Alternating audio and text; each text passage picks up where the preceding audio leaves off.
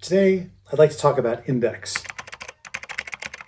Index is a popular topic for shooters in all disciplines that are interested in speed and accuracy, but I don't think that it gets the easy to understand, actionable training that it deserves.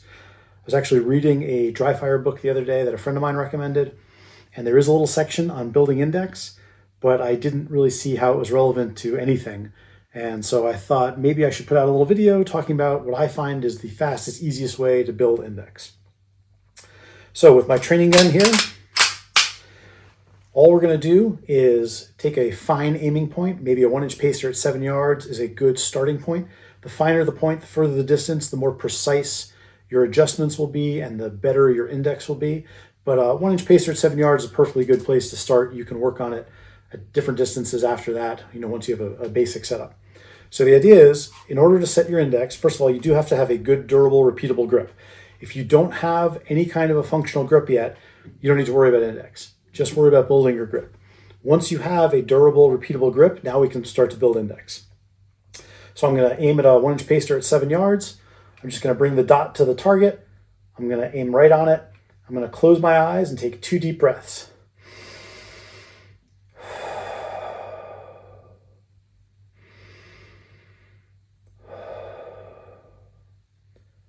When I open my eyes, if the dot is exactly on that pacer where I left it, then my index is good. So I'm going to confirm that it's good by closing my eyes and taking 2 more deep breaths. And when I open up after those 2, if it's right on the index, right on the pacer, on the target, then I know I have a good index, no problem.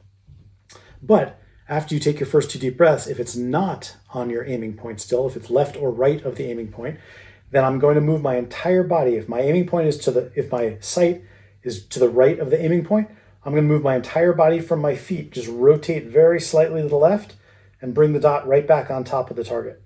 And I'll close my eyes, take 2 more deep breaths, and at the end of those 2 deep breaths,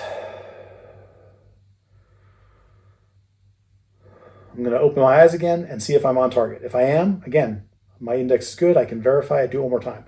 If it's not, maybe I overshot it a little bit to the left. I'll take just a tiny correction back to the right from my feet, close my eyes, 2 more deep breaths, test it again, see what happens.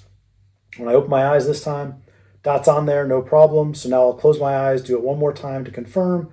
And if the dot is still on there, then that's my index. This is the body position that I need to replicate every time I go to the range to shoot a single target.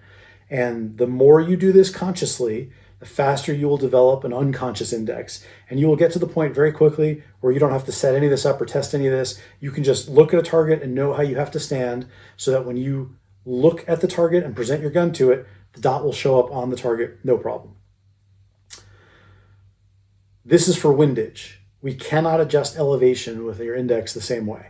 With a rifle, natural point of aim is exactly what this is. This is where it comes from. It came from being slung up with a rifle, both elbows on the deck. You can adjust elevation that way because you're supporting the gun fully. With the pistol, I've just got 2 hands and some shoulders holding it, right? So there's no way to stop this from happening. And your terrain and your target are going to change so that you may be shooting a higher target, a lower target. Your terrain may put you below the target or above the target. So we're not concerned about elevation with finding our index. I find that comes very naturally from looking at the target. When you present the gun, the dot simply stops on the target at the elevation you need it to. It's the left and right adjustment that we really need to worry about. And that is where we can set ourselves up so that when I face a target, instead of drawing at high speed and finding the dot is over to the right of it or the left of it, I can draw at high speed and the dot just shows up exactly on the target, no problem. Again, elevation gets taken care of visually, I find, and you want to be pretty precise in what you're looking at for that to happen. So if I look at the target, my windage is taken care of through this drill, my natural point of aim, I found it. I look at the target, I present the gun, and the dot simply stops on it, and that's that. And I find this works very well across the board. It doesn't take a long time to learn. And there are other ways to build your index, certainly, but finding your natural point of aim is the key to building an index.